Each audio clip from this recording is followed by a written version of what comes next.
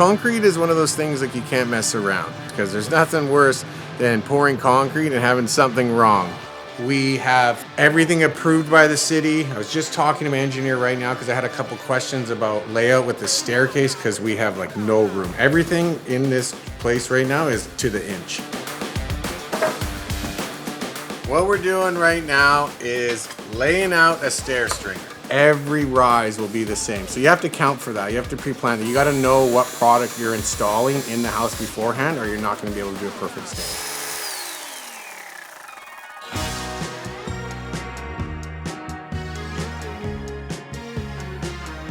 Doing some final touches before the big pour today.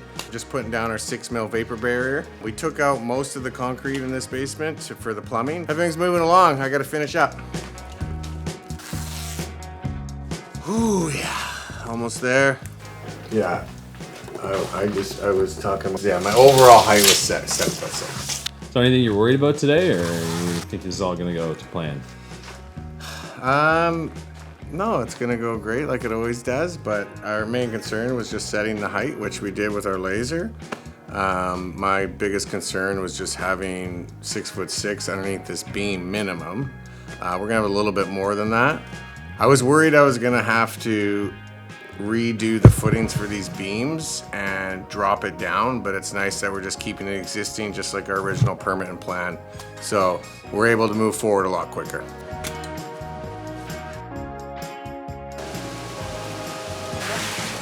We're pouring concrete slab in the basement right now. We're pumping it all out. And we wanted at least 6'6" underneath our beam in the basement, and we got that, which is great. We've all done all our inspections beforehand. Plumbing's all passed. So we're pouring our concrete. They're gonna level it all out, and then as they go, they're gonna screed it out.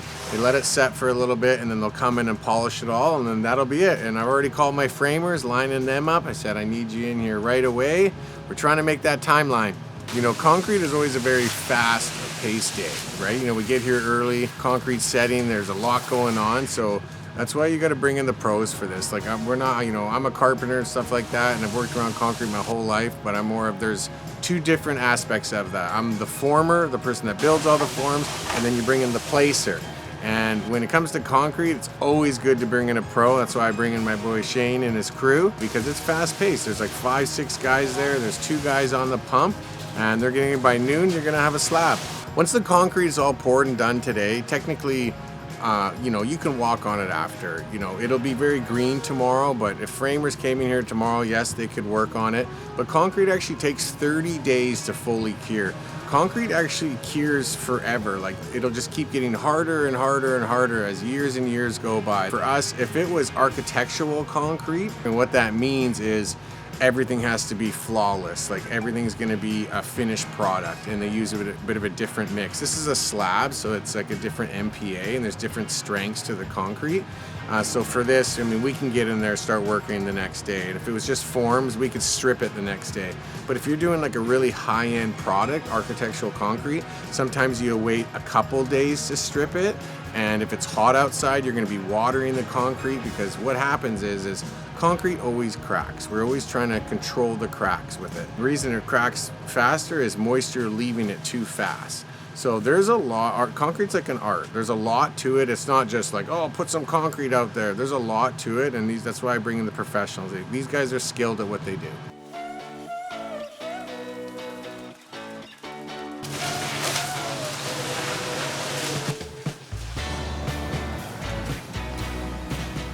Some framing happening. Oh, you know, phone's ringing. The old phone never stops. Well, it's pretty much Monday morning, right? Day after a long weekend, so. How many phone calls a day? Honestly, way too many. Like, probably maybe a good 100. It's got to be 25 or 30 a day, or more. It's more than 25, 30. It's like, sometimes I we'll look at it. You know what? We'll do some data. Okay, I'm gonna answer this. All right, buddy. So last time we were here, we poured the slab in the basement.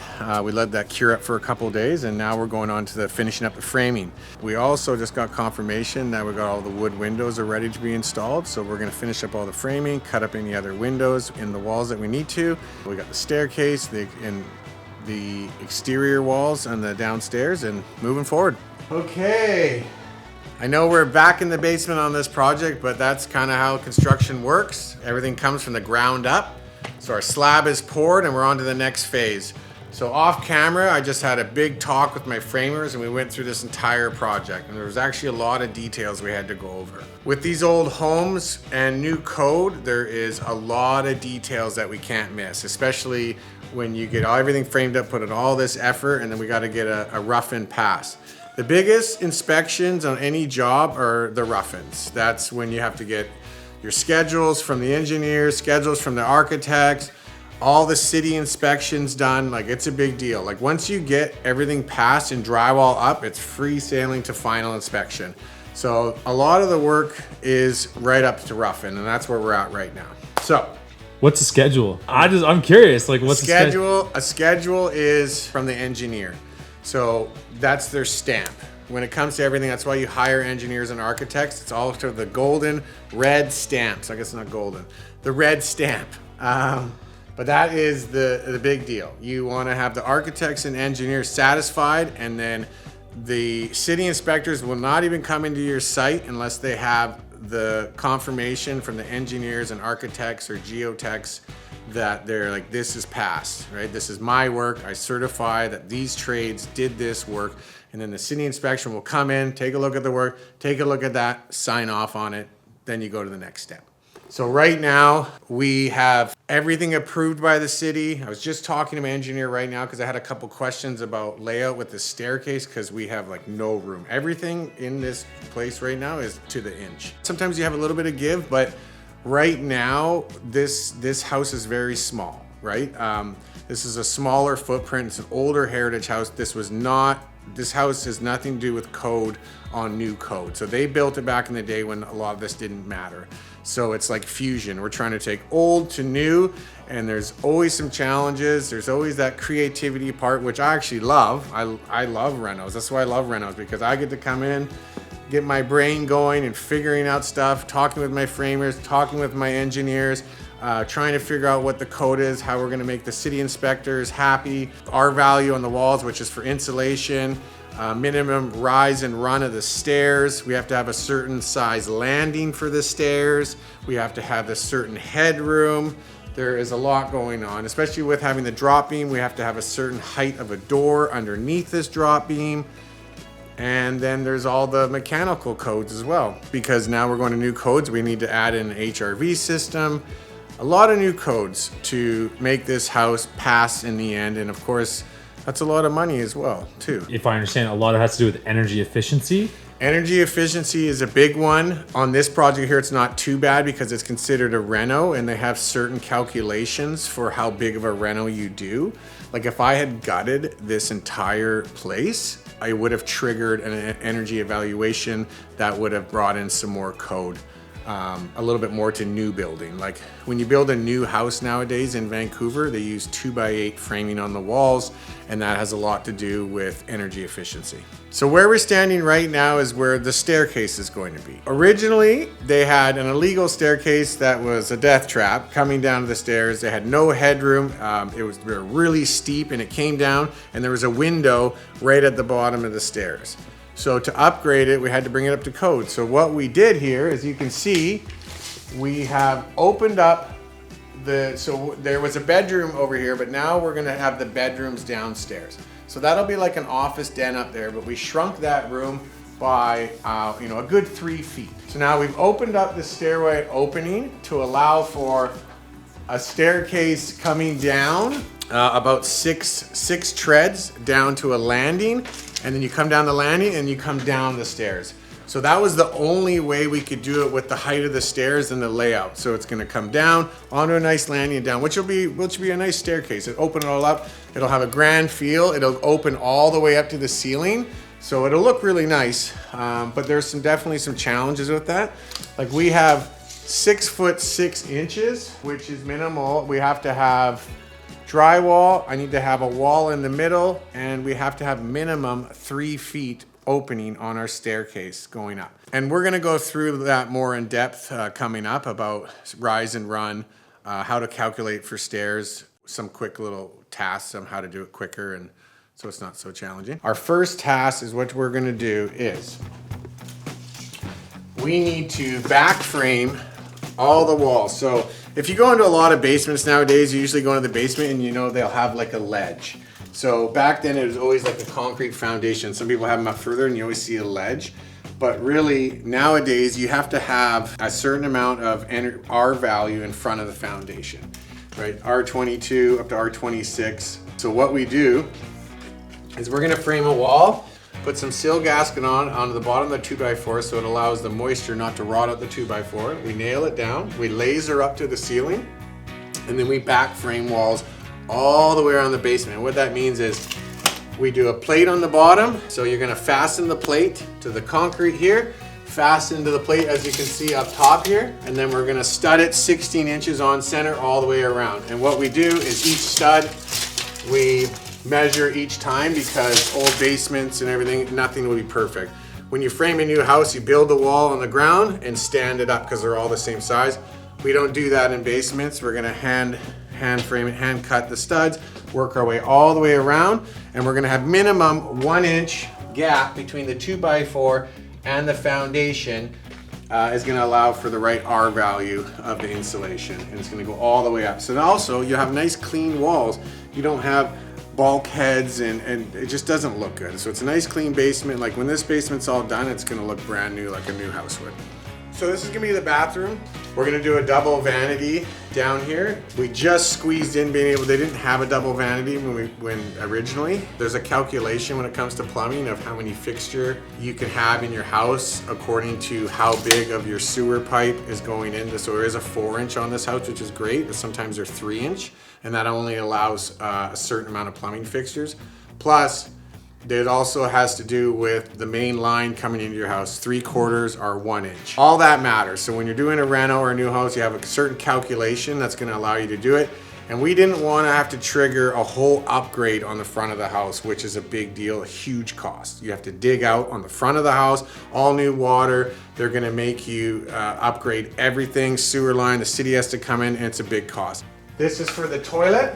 So we're gonna have a wall framed up here. This is for the toilet, and then we're doing a bathtub right in here, 34-inch bathtub. So basic, you know, we're also gonna do heated flooring. When you get a permit, you have to have a heating source in each room.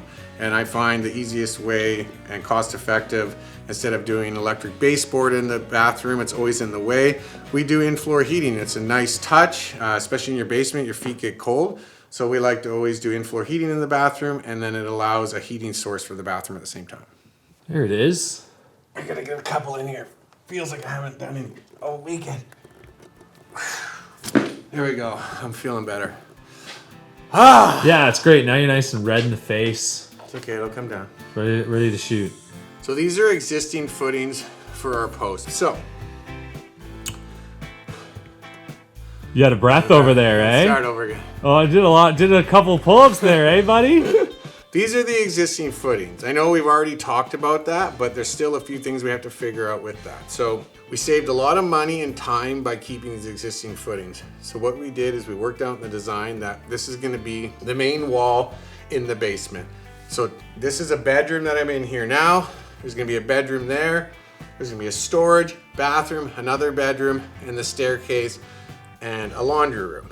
So there's a bit of a problem here though, is normally when you do walls in the basement, it's only 2x4, so 3.5 inches, which will go all the way around. We were trying to save as much space as possible. This is an existing old beam. Like these beams are original old growth fir, beautiful wood, but they're a true 6 inches. A 2x6 nowadays, they call it a 2x6, is not a true 6 inches. It's 5.5 inches. So we're gonna be framing that down, and I'll probably have to fur out, which is build out one side, so then I can just drywall on this side, drywall on that side, and you wouldn't even know these were here. But we got these footings that were in the basement before that are gonna be sticking out into the hallway, which isn't ideal. We're gonna use a diamond chainsaw. So we'll be able to just cut down all the way down here, down this side, wherever we need to, and then we'll just cut it this way and it'll fall out without damaging the existing footing. But we're also at the same time, we are doing a structural wall all the way through. So we'll be able to be picking up these beams. There's gonna be a lot of the load carried along this new slab anyway, so it's gonna work out great. Well, this house was built in the late 1800s, so I mean, these beams are already over 120 years old, and you know, as you can see, there's barely any knots in this wood. So they probably cut down trees that were 1,000 years old. You know, we don't get wood like this anymore. A lot of the old growth, I mean, they don't even let you cut down. So this is amazing to be able to re-keep these in the house. If you think about it, I mean, this was cut out of a 1,000-year-old tree, and you know, without having no water and it's off the ground now, I mean, this beam could last forever. It's gonna outlast me, that's for sure.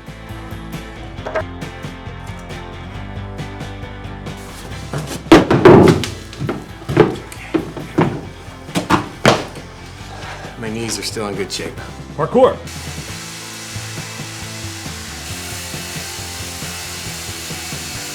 So we used a concrete cutting chainsaw so we could cut flush down.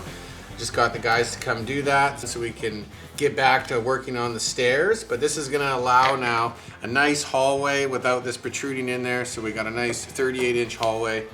And now we can move on to the next stage. We are gonna be framing up the staircase. So let's go check it out. So stairs are based on rise and run pretty much. So that says the overall rise, or the rise of your step, and the run of your tread, right? Also the run from your opening, of your stairwell opening. First step is to find the overall height of these staircases. You know, 98 and 5/8 on that corner. So, I mean, that's great news. We're only about an 1/8 out, and that can vary with the old floor upstairs of the concrete. So we're gonna go with 98.5. So what we have to do right now is figure out how many treads do we need to come down here. The most desirable step is around 7 inches. 7 1/8 is a nice rise. Now, you can't go more than 7 3/4 for code, Vancouver, BC code. And that's also, you know, kind of a bit of a higher step, but that's the max you want to do, 7 3/4. It's all about having a nice step, and you don't want any tripping hazards. And very important, every rise, including the depth of your flooring, has to be the same height going up, because if it's not same height, it's a safety hazard. Because your body, as you're going up, if you have one, if one's too bigger at the top or not enough, it's going to become a safety problem. That's my rise, and then when you go hit the stair, 7 9/16 is my riser height. I'm gonna have 13 risers. Tread width is 10. Treads 12. So 7 9/16 is what we're looking for right now. So what I like to do is I always like to test it out, make sure it's gonna work. So I take my stringer. A stringer is the joist that we cut out of the stairs for, and it's always a 2x12. So we have some nice fir 2x12s over there. So we'll get some layout happening here, and I'll show you how it works. What we're doing right now is laying out a stair stringer. So this is a stringer. What we're gonna do is we got our old carpenter's framing square here. Now, basic stuff with the framing square. Carpentry 101 right here. We got tongue, blade. 16 inches by 1.5 inches, 24 inches by 2 inches. You can do a lot with this. You're doing roofs, cuts, angles. You can do layout with it. There's a lot to do with the framing square. And these are stair gauges. So we're gonna call it crowning the wood. What they're doing is every board has a natural curve to it when they get planed from the mill. Once it dries, they all like to curve a certain way. So just for example, crowning the wood, like up here, a joist, you always crown the wood up. So over time, once it all dries out, the joists settle, not the other way, dips down, then you have ceiling problems. Same with stair stringers. So you look down the wood, you can see where it comes off the planer, and you can see this goes this way. So what I always do is I crown it up like that. I put a little arrow. I know that this is the top. For our stairs, our rise is 7 9/16. So we want to get 7 9/16 here, and we want 10 inches here. Put our 10-inch mark, and we're going 7 9/16. We're gonna get it perfect, because if we don't, we got a problem. All right, so then we take our gauge, slide them on to our square. Slide that on, just like that, 7 9/16. We need to have 13 risers on the stairs. I'm gonna start here. We're gonna lay this out. Set that up.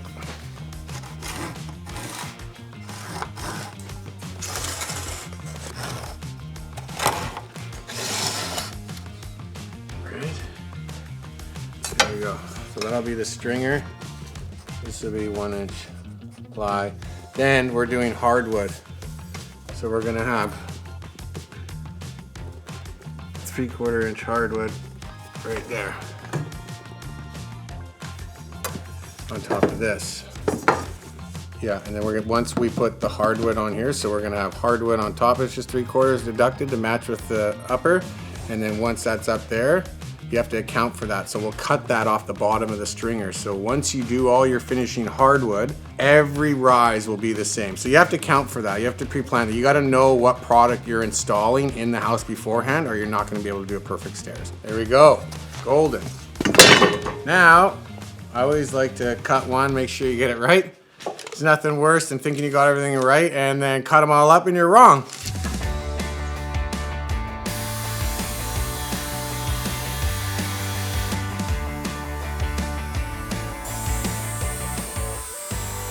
Notch it like this, and then it goes up, and then I can attach it.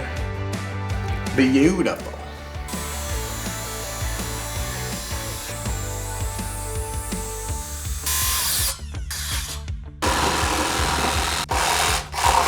All right.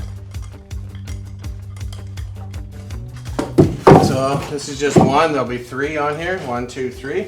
Fantastic. See?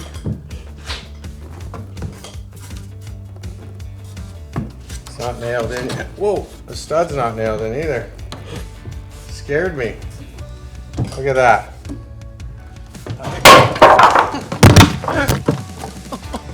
Are you okay? Did you have your face was like a... Oh my god. Did I get you in the hand? No, it's just, and somehow the camera took it well. That was exciting. Well, blooper reel. That's why you should put them on before you try to walk up the stairs, eh? You all right? Man, no, dude, of course. Did the camera take it? The camera took it. Nothing somehow got broken. Woo! Got the little adrenaline. That felt great. I don't know why I feel so excited after that. We're getting that bracement framed up. Bracement? You're gonna bracement it? That's nice. bracement. The bracement? So we're just getting that basement framed up. The windows came today. You know, as usual, a lot more to come.